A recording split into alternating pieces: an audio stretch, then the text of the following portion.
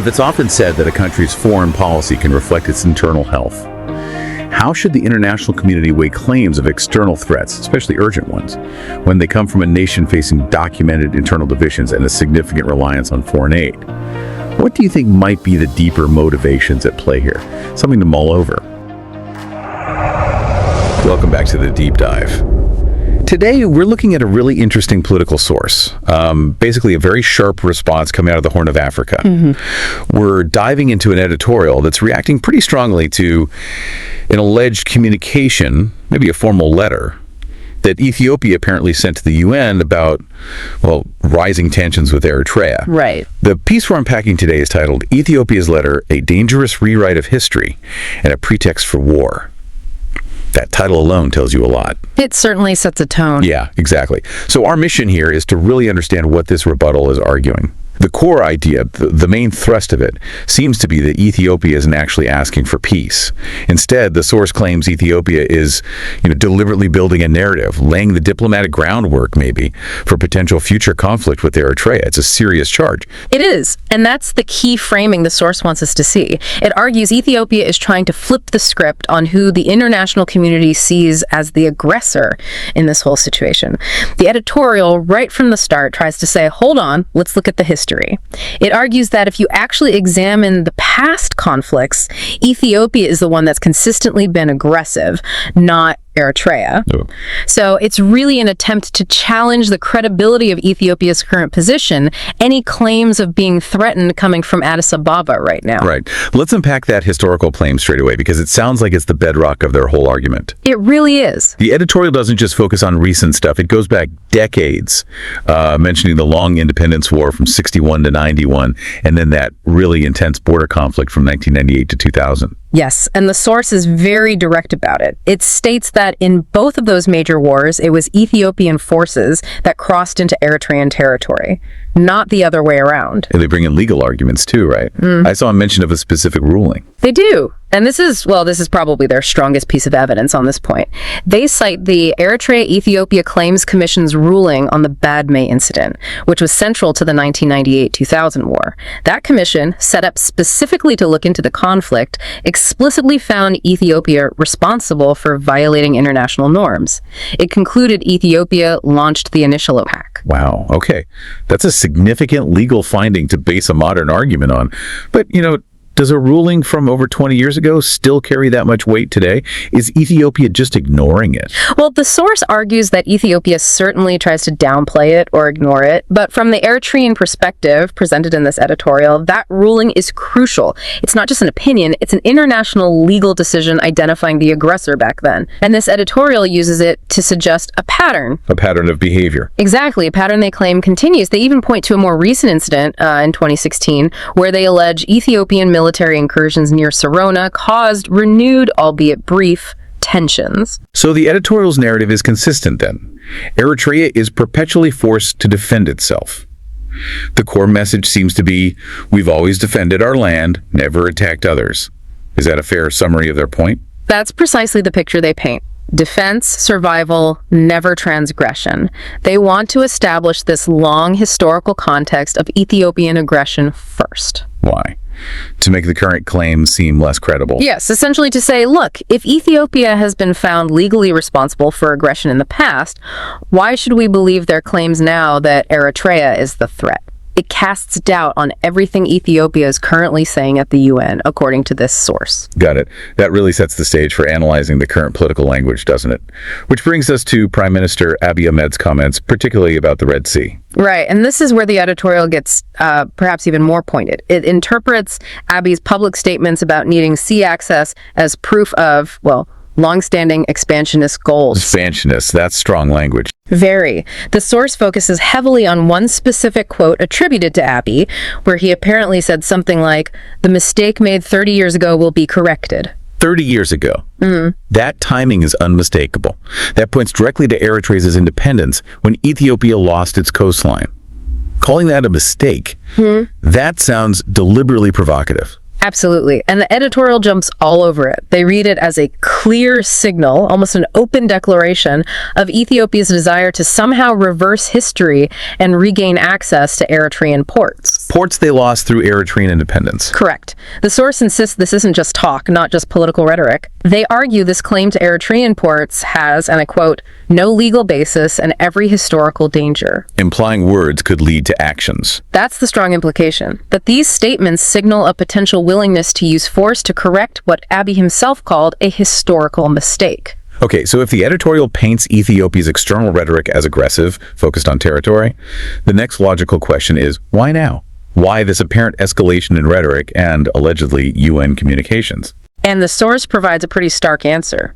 Internal problems. Deep ones. The idea that foreign adventures distract from domestic trouble. Exactly. It's a classic argument in international relations, and this editorial leans into it hard. They argue that behind Ethiopia's focus on Eritrea lies a country facing serious internal struggles. They point to ongoing, widespread ethnic violence, significant political divisions, and a precarious economic situation heavily reliant on international aid. They get specific too, don't they? Mentioning particular regions? Yes. They cite the continued unrest and conflict draining resources in places like Amhara, Oromia, and the still very fragile situation in Tigray after the recent war. The argument is that resources needed for development are instead going towards internal security. Right. So how does the source connect this internal fragility to foreign policy specifically? It draws a direct line. The editorial alleges that this outward focus, this creation of an external threat in Eritrea, serves two main purposes. First, pretty obviously, to divert attention, both domestic and international, away from these severe internal failings. Makes sense. And the second purpose, you mentioned aid dependency. Exactly. This is maybe the more calculated angle the source suggests. They argue that if Ethiopia had to fully acknowledge the extent of its internal ethnic conflicts and lack of national unity, that crucial flow of Western aid could be jeopardized. I see. So donors might pull back if the situation looks too unstable or poorly managed internally. Potentially, yes. But the editorial argues, if Ethiopia can successfully portray itself as a victim of external aggression from, a state like Eritrea, which often faces criticism itself in the West. Right. Then Ethiopia maintains international sympathy. It gets justification for high military spending, and critically, it keeps those financial aid lifelines open. The source presents it as a strategic move to secure resources by framing the situation as a national security crisis caused by an external enemy. That's quite a Machiavellian picture the source paints. And it suggests Ethiopia's alleged communication to the UN didn't just raise general alarms, but pointed to a specific threat, something called TXIMDO. Yes, TXIMDO. And according to the editorial, this is where the manipulation becomes very specific. They claim Ethiopia's communication deliberately misrepresents this term. Ethiopia allegedly presented TXIMDO as some kind of dangerous militant alliance between Eritrea and hardline elements of the TPLF, the Tigray People's Liberation Front, a threat requiring international attention. Okay, so Ethiopia supposedly frames TXIMDO as militants working with Eritrea, but the editorial refutes this. Directly and forcefully. And here's the interesting part, the translation.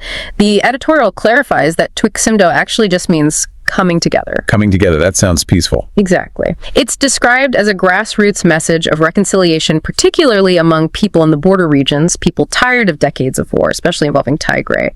The source absolutely insists it's not a military movement, it's not evidence of collusion, it's a local term for reconciliation. So the editorial is accusing Ethiopia of taking a word for peace and twisting it into a word for war, essentially. That's precisely the accusation. It's presented as a deliberate distortion. If you want to justify action against an external enemy supposedly fomenting internal instability, you need to discredit any actual internal reconciliation efforts that don't fit your narrative. By branding coming together as a hostile foreign plot. Right. Frame the peace effort as a military threat sponsored by Eritrea, and suddenly any internal instability can be blamed externally, reinforcing the image of Ethiopia as the victim needing support. It's a rhetorical strategy, as described by the source. Which leads us then to the editorial's really stark bottom line, its ultimate conclusion from all this. Yes, it pulls all these threads together, the alleged historical revisionism, the Red Sea rhetoric, the internal problems, the TXIMDO manipulation, and concludes it's all a setup. A pretext for war, as the title says. Exactly. The editorial argues that by systematically portraying Eritrea as an aggressor and manufacturing specific threats like TXIMDO, Ethiopia is methodically preparing the diplomatic ground for a potential preemptive strike. The source even suggests this echoes past Ethiopian tactics seeking Western understanding, or at least neutrality, before initiating military actions. The goal, according to this view, is to ensure that if conflict does break out, Ethiopia's actions are seen internationally as defensive or justified. And in contrast to this picture of Ethiopia, how does the editorial portray Eritrea's own policy and stance? It presents a counter-narrative, naturally. It describes Eritrea's record consistently as one focused purely on defending its independence and respecting international borders. It highlights, from Eritrea's perspective, a history of urging dialogue, prioritizing self-reliance, and seeking regional cooperation, but without, bowing to external pressures or hegemony. So defense and self-reliance versus aggression and expansionism. That's the dichotomy the source sets up. It frames Eritrea's entire post-independence history not as one of aggression, but as, and this is their phrase, survival against hegemony. The core message is, Eritrea is just defending itself against a larger, struggling neighbor with dangerous ambitions. Okay, so let's wrap this up. The final takeaway from this source, this editorial, is that Ethiopia's recent communication, whatever form it took, isn't a genuine move towards peace or stability. Not according to this source, no. It's framed entirely as a political maneuver, a calculated distortion of history. The editorial argues the intent is to gain international sympathy, maybe even tacit approval for future hostility, not to actually resolve tensions. It definitely presents a challenging situation for international observers. You have Ethiopia claiming it's threatened, and this source providing a detailed counterargument based on history, legal rulings, and current rhetoric. It's a complex picture, absolutely. High-stakes diplomacy with potentially serious consequences. It really is. So here's something for you, our listener, to think about as you process all this. It's a really complex and, frankly, quite charged analysis we've looked at today. Consider this. If it's often said that a country's foreign policy can reflect its internal health, how should the international community weigh claims of external threats, especially urgent ones, when they come from a nation facing documented internal divisions and a significant reliance on foreign aid? What do you think might be the deeper motivations at play here? Something to mull over.